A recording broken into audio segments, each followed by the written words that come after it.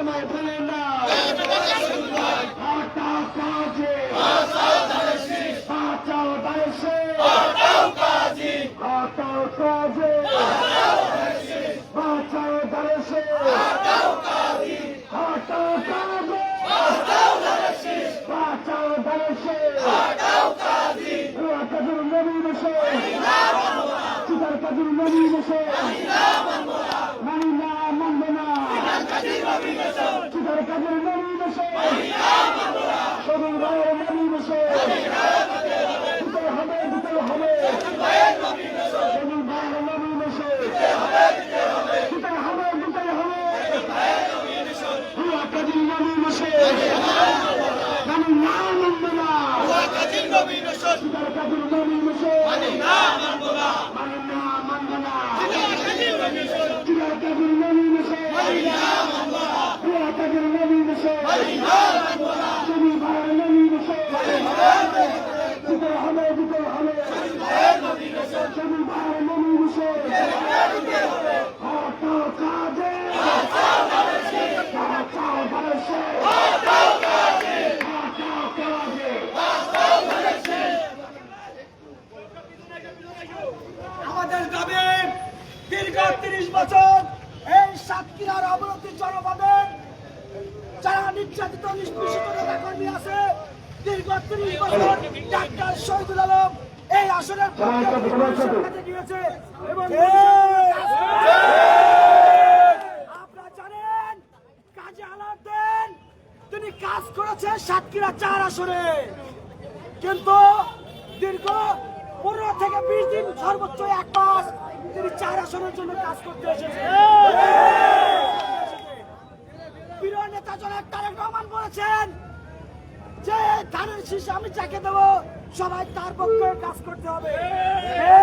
তাকে উদাত্ত আহ্বান করি, প্রিয় নেতা আমরা চাই এই সাতক্ষীরার দিনে ধানের শীষকে বিজয় করে আপনাকে উপহার দেব, কিন্তু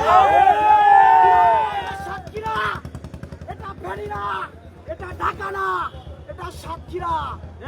এখানে বিএনপির ভোটে বিএনপি কখনো ক্ষমতায় যাইতে পারবে না, জামাতের ভোটে জামাত কখনো ক্ষমতায় যেতে পারবে না।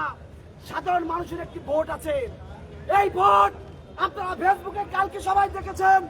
জামাতের প্রত্যেকটা নেতা কর্মী যে সবাই কাজী আলাউদ্দিনকে নমিনেশন দেওয়া হয়েছে সে সবাই লিখেছে, ফেসবুকে সোশ্যাল মিডিয়ায় ভাইরাল হয়েছে যে সাতক্ষীরা টিম দাড়িপাল্লা কনফার্ম।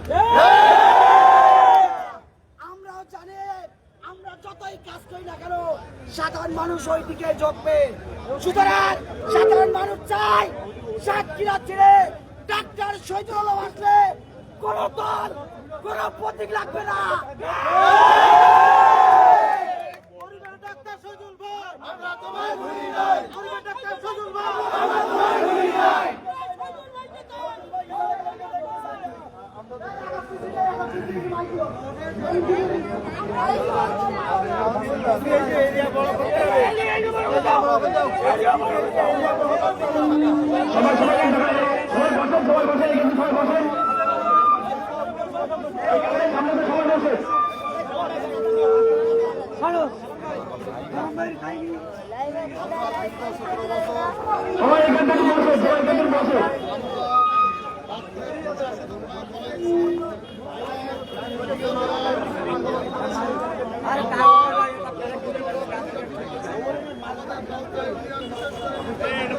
সেই নির্যাতিত মানুষের পাশে ডাক্তার শহীদুল আলম ছিল এবং আমাদের প্রতিনিয়ত খোঁজখবর নিয়েছিল, উৎসাহ দেখাচ্ছিল।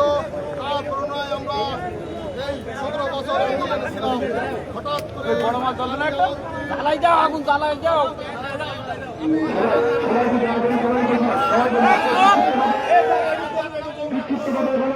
সবাই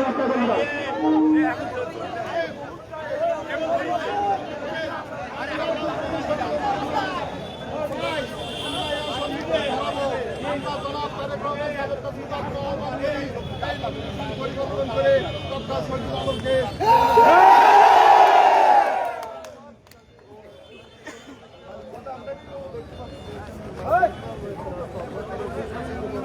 একটু পিছান, সবাই একটু পিছান, একটু পিছান। এই সাধারণ লোক যারা আছে একটু পিছান।